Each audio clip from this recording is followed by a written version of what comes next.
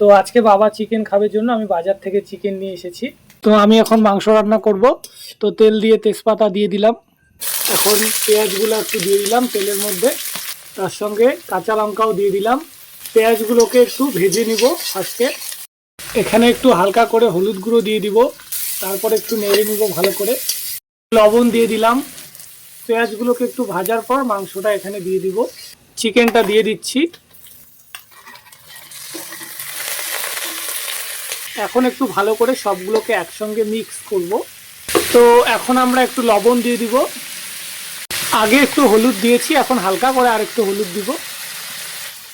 এখানে আদাটা পেস্ট করা হয়েছে, এখানে আমি একটু হালকা জল দিয়ে দিব, তাহলে আর কি দিতে সুবিধা হবে।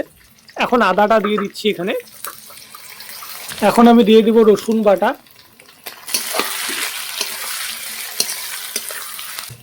এখন এখানে দিয়ে দিচ্ছি জিরা গুঁড়া, তারপর দিয়ে দিব গরম মশলা। এখন আমি দিয়ে দিব হালকা করে জল। হালকা করে জল দিয়ে একটু ভেজে নিতে হবে।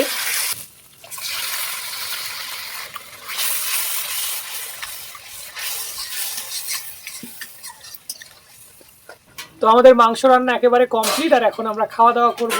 তো চলো, টাটা, গুড নাইট।